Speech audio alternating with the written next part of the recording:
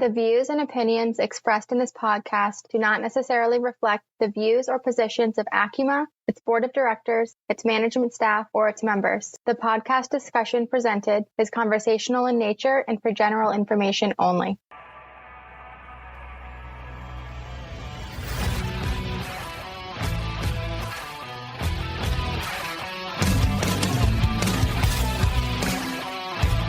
Hello and welcome to ACUMA's On Point Podcast, a series focused on sharing the stories of people who are making a positive impact in the credit union mortgage industry. I'm your host, Peter Benjamin.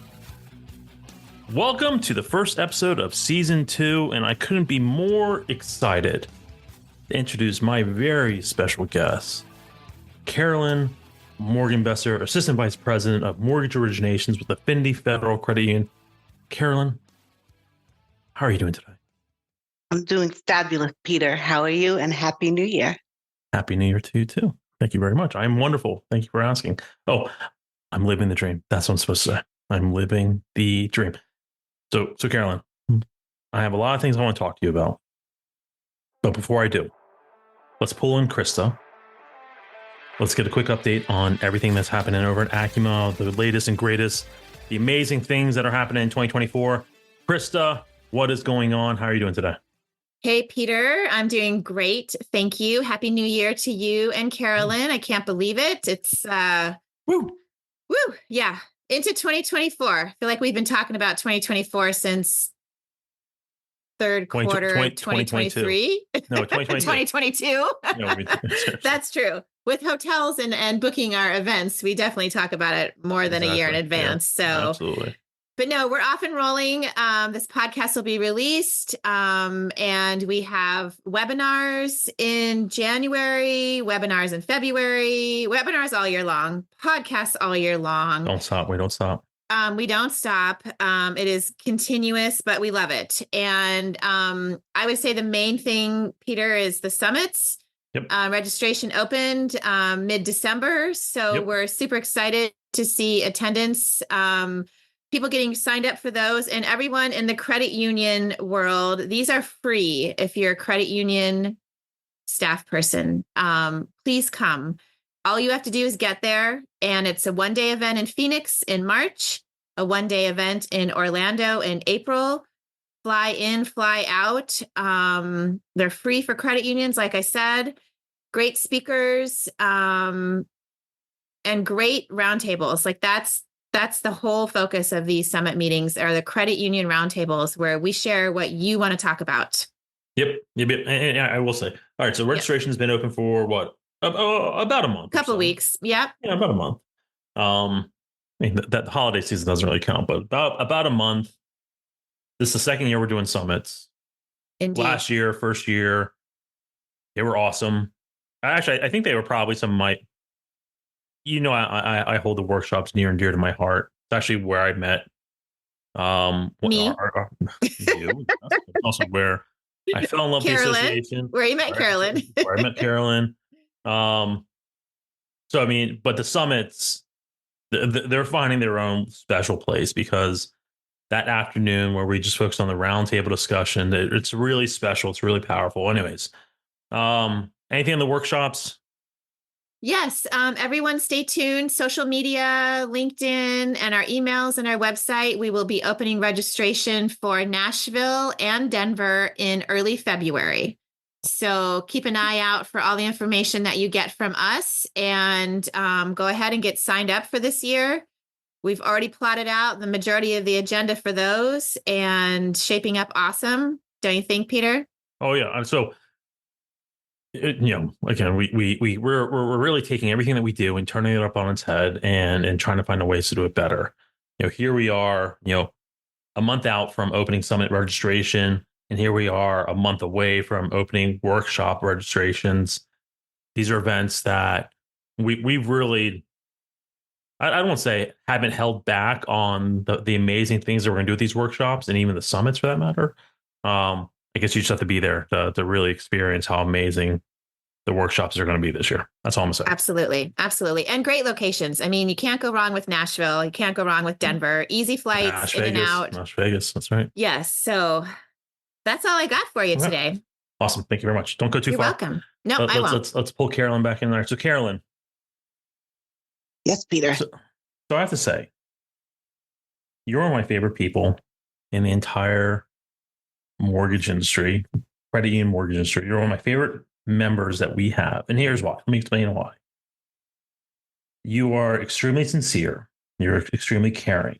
At the same exact time, when it comes to someone who recognizes your own faults and finds ways to do it better, you do it amazing. And I find that I'm always in awe of whenever you talk about things that you could be doing, you recognize your own weaknesses, but at the same time, you always have a strategy to get better. And again, I fall back on how passionate you are about our industry, about serving your members, and I'm just always amazed by you.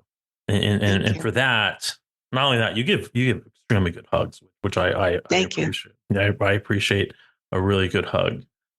So I couldn't be more thrilled to have you back on ACUMA's On Point podcast as a repeat guest because of how amazing you are. But also, like I hinted at, I had just transferred over to the credit union industry from a community bank, and you were one of the first people that I met in this journey to kind of transforming into credit unions.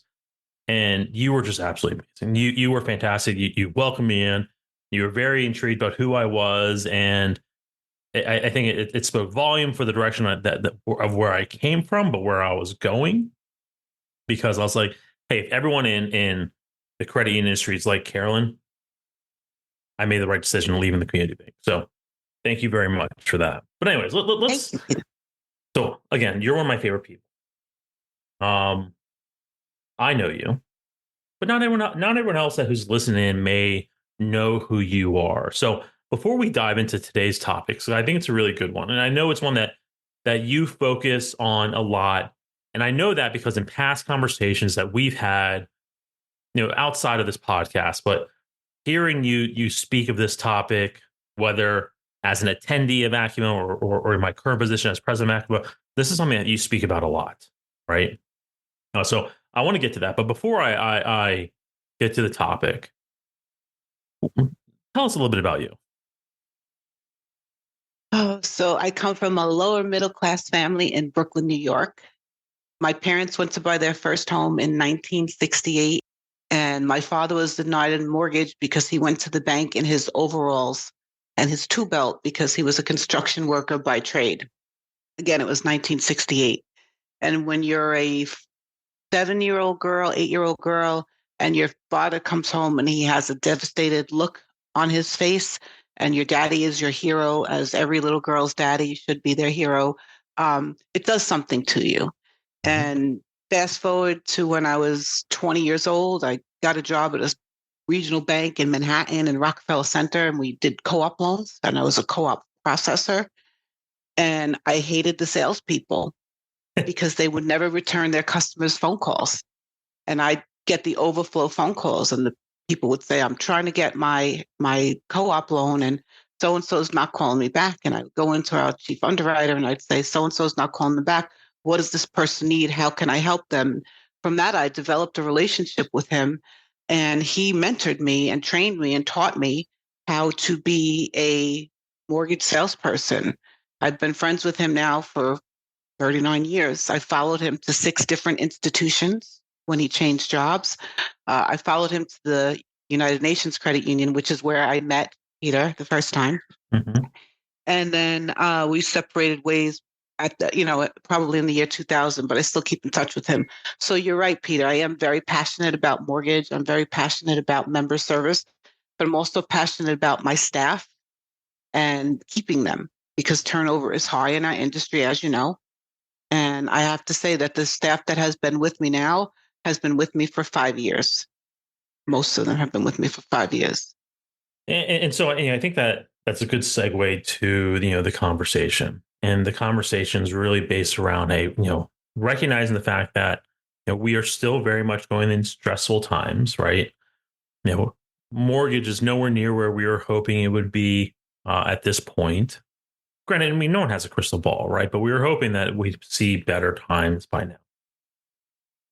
And so for you, I've heard you talk about this countless times, and you hinted at it, just a moment ago. But you care about your staff, you care about them personally, you care about them professionally, their development. You know what you personally and physically can, personally and professionally can do to help them feel successful. And so I imagine for you, keeping them focused during these tough times, keeping their morale up has to be a priority, right? Yes. Yeah, we're doing every Friday morning at 10 a.m.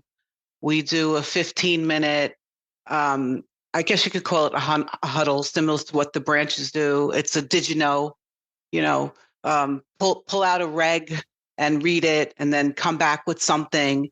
Most of the time we know it. Some of them don't know it. Some of the newer ones, they've only been in the industry 3 or 4 years. They're like, well, I really didn't know that. I haven't run across that or whatever.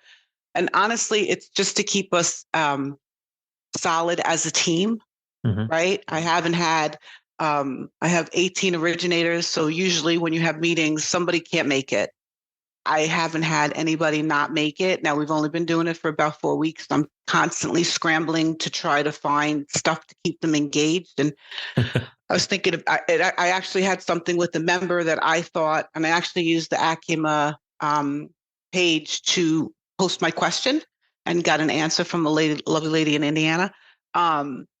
So I said, you know what, if I'm having this problem, then the team's got to be having this problem. And let's do this. Let's do it on Fridays because we're a little bit slower on Fridays. And we meet for 15 minutes and we discuss whatever. If they have a topic that they want to discuss, we'll shoot that out there. We're doing lunch. We're having a lunch learn on December 11th. We invited our Home Advantage realtors, little plug for Home Advantage in there, to come into our headquarters location. And we asked the realtors to give us mortgage questions. What questions do you have about mortgage that we can answer for you? We're not here to sell you anything. We're not going to ask you for business.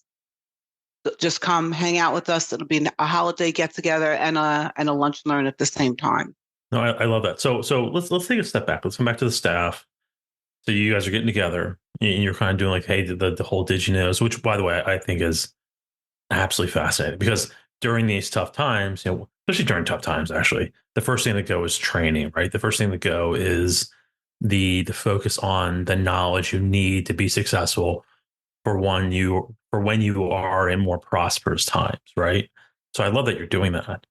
Now, to paint a picture, correct me if I'm wrong, but your staff is kind of spread out throughout the credit union, right? They're not all in mortgage, or they don't remain in mortgage. So you're still pulling them together, but yet they may be, and I'm using this as an example, they may be assigned to the branches, right? Or back office somewhere, right? But yeah, they're taking time and coming back home to mortgage for this little pull up and getting this knowledge. That way they don't become stale. Am I understanding you right? Did I speak out of turn, or is that all right? No. That's absolutely correct. We're right now assisting, including support staff. The external loan officers are not assisting other departments per se, but I'll jump into that in a minute. But the internal loan officers, so that's my contact center staff, my support staff. We're in branches, we're in fraud, we're in digital branch, we're in the contact center, we're taking phone calls. Where else are we? We are in loan servicing, we are in member care, which is collections. So we're literally scattered all over the credit union, and we're myself included. Because the deal with my staff is that I don't ask you to do anything that I myself am not going to do or wouldn't do. So I'm also helping everywhere. And I have to tell you, it's eye-opening. It's very eye-opening to go from the other side of the coin.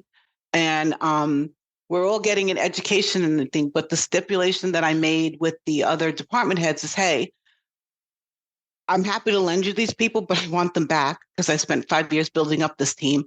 And I have to see them. I have to stay relevant. I have to stay in contact with them. They do have small mortgage pipelines. They need a couple hours a day to work those. They don't have to be set hours. They just need to be able to jump when a member calls. And no one has said, no, we're not going to allow you to do that. They're all thrilled that they have the extra help. We have a hiring freeze on. We can't get temps. So this is really the best solution for the entire organization. The outside loan officers, our CEO, which I have to give him a lot of credit, as many credit unions we don't mine our own field. So in our communities, we're the largest credit union in New Jersey, and there are plenty of communities within New Jersey who've never heard of us. That's That's shameful to me. That's horrible to me. It's heartbreaking. It's heartbreaking. The outside loan officers are going with what's called our community plan. We're stopping in businesses. We're bringing in tchotchkes, pens, bags, whatever, introducing ourselves. Hey, we're Affinity. We're here. How are you? No, we're not here to sell you anything. Just want to let you know we're a full service financial institution. You have questions, you need help, personal business, we're here for you. And we leave. We launched that campaign, let's say late September. We've had a lot of success with it. We're doing community events. I have my staff, we do bridal shows, which everybody gave me funny looks when I said I wanted to do a bridal show. Right. But new couples buy houses. New couples buy houses. Okay, that's true. But think about it as a multi-pronged approach. It's new members. So it's new membership. It's deposits. It's who goes to the bridal shows with the bride and groom, their mothers, their fathers, the grandparents, right? The bridal parties. We're seeing a lot of people. We did one bridal show in the Meadowlands. It's not called the Meadowlands anymore, but I'm old and it'll always be the Meadowlands to me. It's Giant Stadium. Hey, the Jets play there too. The Jets play there too. We don't mention them. There were 2,000 people that attended that bridal show. It cost me $500, but I got 5 pre-approval applications from that. That's awesome. Needless to say, my 2 loan officers that worked that show were thrilled, right? Because they got 5 tangible pre-approvals from that one show. They made a ton of contacts, which all go into our CRM, and we market to them, right? We market to them sporadically. So for me, for $500, I got 5 pre-approvals, 2 of which have already turned into loans.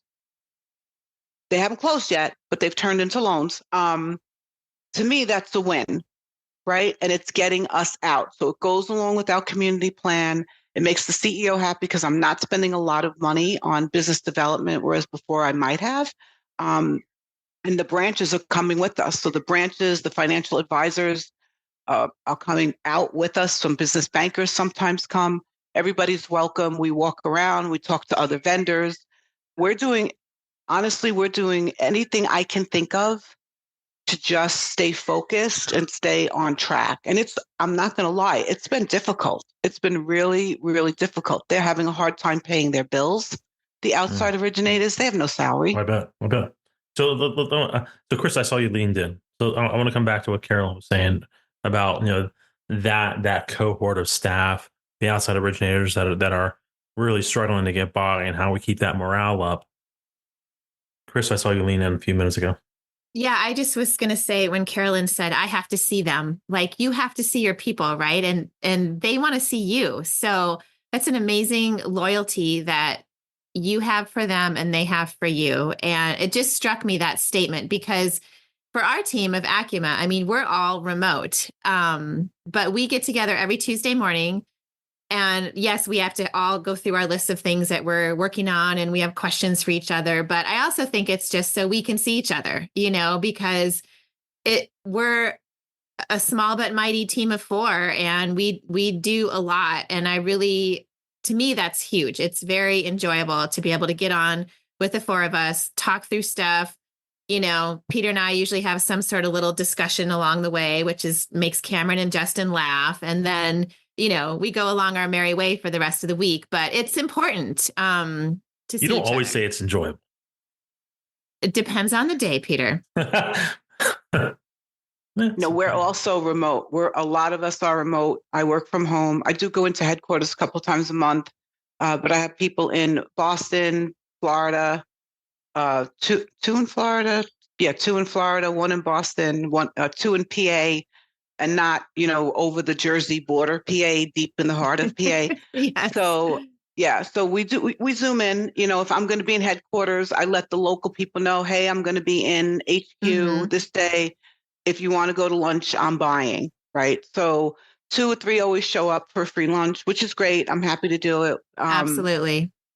just to, I sympathize with them because I originated for how many years, and I've been through the tough times, but I've never been through times as tough as this. And I started in the 80s when rates were at like 18 and 19%.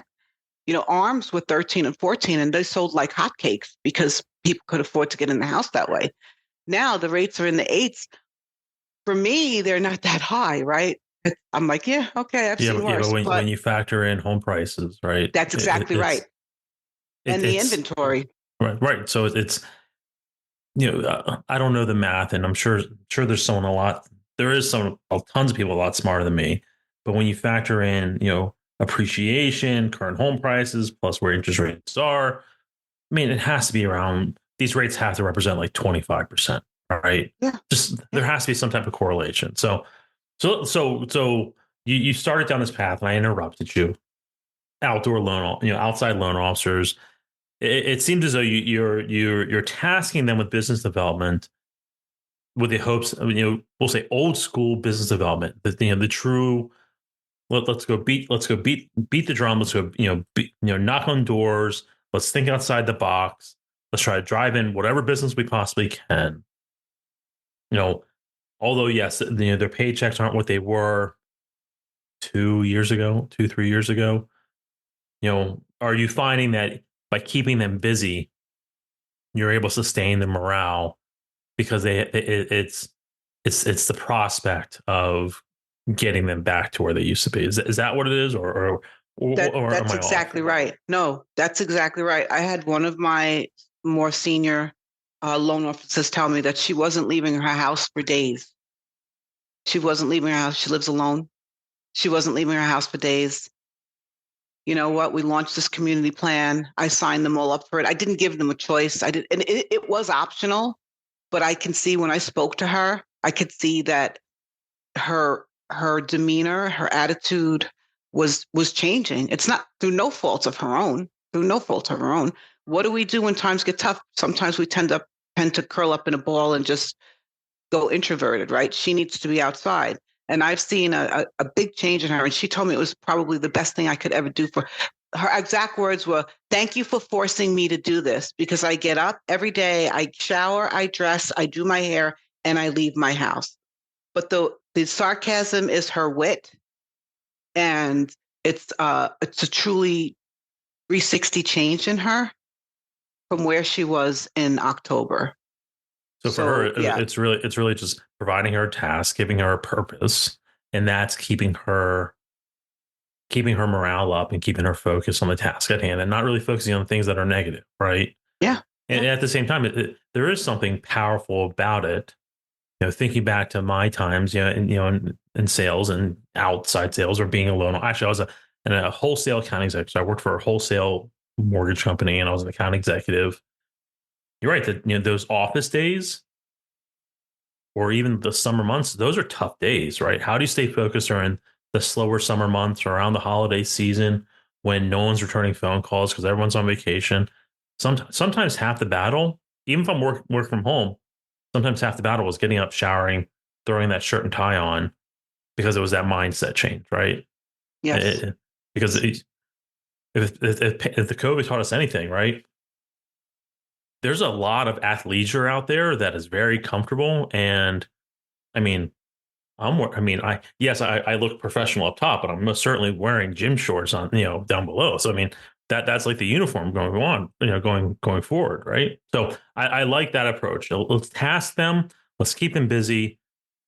Let's get them out of their comfort zone a little bit. Right. Let's make them think outside the box, go build business. But you know what? Their morale will stay up. They're not focusing on the negative. And who knows, maybe we'll get back to normal soon. Now, all right, so that's your outside sales. Inside, your inside people, your ops. Now you just have originations, or do you also have ops as well? Just originations. Just originations. But you also have inside sales people, right? I do. So what are you doing for them? So they're the ones that are helping the other departments out. I actually had one girl, I lent her to card services, and she loves it. And she said, "Can I transfer there? They have an opening. It's a $10,000 pay cut for me, but I I find it's less stressful than mortgage. Can I transfer over? I said, listen, I'd never stop you from applying for a job. You're welcome back anytime you want, if you want. But she's found her niche. She wasn't happy. She was never a performance issue. It was never anything like that. She just likes that better. That's fine. They're all learning something different. I have one Spanish speaker, so he's in high demand. So every department wants him because multilingual. Yep. And so he's learned fraud. He's learned some collections. Where is he today? He's in the hub in the contact center. And he likes the busyness of it, right? Like he's jumping from one hat to the other. He's changing hats every day. And he likes it. He likes to be kept busy. Mortgage is his passion. He wants to stay with me. I want to keep him, obviously, but I want to keep him so that he's engaged and happy. And right now he's thriving. He's thriving. Right. And that's just two examples. Yeah. That's awesome. And they still come and meet with me. We meet as a team. So I think I have 22 people with support staff. We meet every Friday. Everybody's included in this. The loan officer assistants, my disclosure desk, my other assistant. We all meet. We all do the did you know or what would you like to know, whatever. They send me an email. Whoever wants something or wants an answer to something, they'll send me an email. I'll dig up the answer if I don't know it off the top of my head. And then that Friday we cover that. So that's been a huge success. The internals also go to the digital teams huddle every week. And then they can always call me or Zoom me when and if they need me. But the Friday did you know things have worked out really well. Honestly, I haven't had one person not show up. I even had somebody sign in when they were on PTO, which I thought was amazing and unnecessary. It's 15 minutes, but they were like, no, I didn't want to miss it. No, that's good. I mean, it shows that they care. It shows that they believe in you as a leader, right? They understand that, hey, times are tough. I am not doing what I want to do, but I'm ready for this. Like they're ready. I think that's fantastic. Absolutely. So again, it stays down to it's not always about the pizza parties. It's not always about the tchotchkes.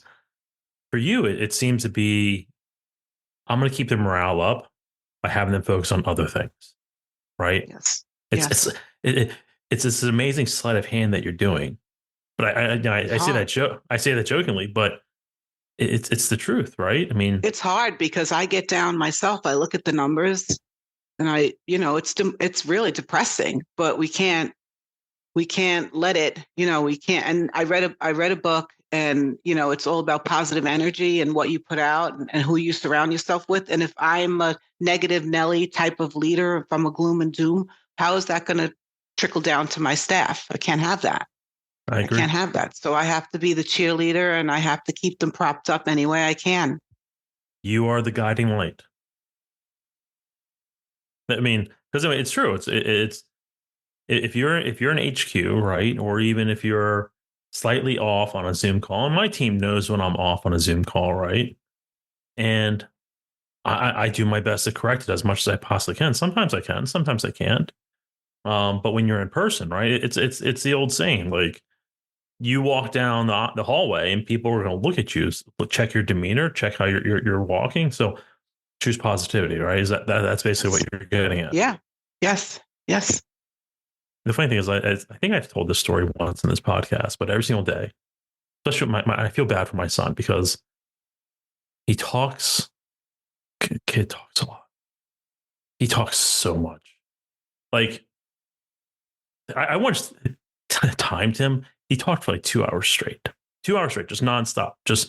But that's my wife. My wife will talk for 2 hours straight, just nonstop.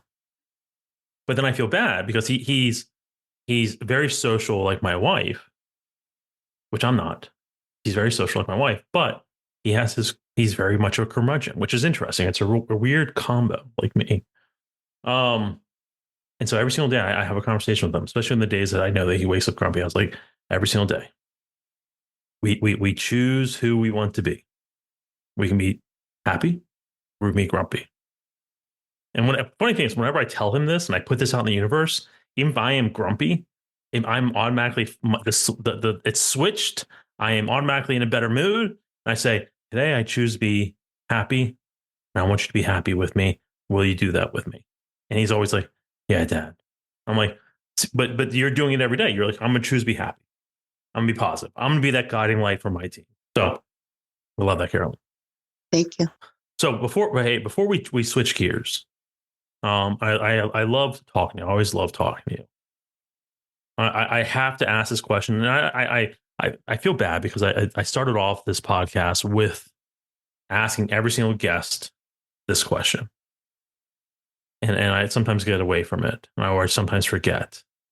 But what drives you? What motivates you? What keeps you going during these tough times? You like everyone else. We wake up in bad moods. We wake up in funks, but there's something that keeps pushing you forward. And by the way, I've seen you at several events. I've known you for several years now. I feel as though I get, whenever I see you, we'll say someone who's on their A game every single time. What helps you keep going? So for me, I just think of my father, right? I think of the trouble they went through to buy their house. I think I never want anybody to have that experience. And if I can make one person's life better, if I can help one person, that does something for me inside. It sounds corny and cheesy, but that's the absolute truth. I'm passionate about what I do. I want to have people treated with respect. I'll tell my staff constantly, don't judge a book by its cover. You know what? That's what was done to my father. He was a hardworking man. He was in construction. That's his job. It's an honest living. For me, it's all about getting people into their home responsibly and as easily and stress-free as possible. Yeah, love that. Thank you very much for sharing that. Well, Carolyn, it's time for us to transition to the second part of our podcast. My favorite part of the podcast. Although I always enjoy my conversations with our guests, it is my favorite part. And so normally we do, in the past, season 1, we did Jeopardy, we did fun facts, we did dad jokes. We're still going to very much keep several of those topics in here, or some of those games in here, but we're just going to clean it up. But we're going to add a new game. This new game is called Ranking, and it's not even a game. It's something meant to be fun and just have us think about things in general. I don't know where I was going with that, but anyways, it's just called Ranking. And so what I'm gonna do is it's here we are, shortly after the new year, and so I'm just gonna ask you and Krista to rank something, a topic. Okay, and the topic is gonna be New Year's resolutions. Okay, so can you? And I'm gonna have Carolyn, you go first since you are the special guest. Can you name or guess the top 5 New Year's resolutions? And by the way, I had the list in front of me. I had the top 14 in front of me. All right, we have 14 guesses, Carolyn. No, but just give me the top. Yeah, seriously. Listen, it's a New Year it's a New Year resolution. It can be anything you want it to be. But when by the way, this is an unofficial poll from Forbes Health, so officially unofficial, but it's from a poll. So I mean, I did find a somewhat reputable source. So top 5. So number 1, what is your number 1? Lose weight. Okay. New Number job. 2. New job. New job. Okay. Number 3, go to the gym. Okay. Number 4, stop smoking. Stop smoking. That's a good one. I'm at a loss for number 5. The only thing that comes to my mind is stop drinking, but I don't drink, so that probably isn't it. So the funny thing is, the majority of them, everything that you listed is in the top 14. Okay. I'm not going to reveal the top 5 yet. So they're all in the top 14. They may not be in the top 5, but they're all in the top 14. So that's good. Krista, can you name the top 5 resolutions? Again, in this very official, unofficial poll. All right. So I'm going to try not to say what Carolyn said. So here's some of my thoughts. You can agree. You can agree with her. No, I know, but maybe we'll get we'll get almost all 14, Carolyn. Maybe because Peter always has some trick up our sleeve. No. I'm not. Okay. So, read more books. The thing is, I'm sorry to interrupt you. That's actually not.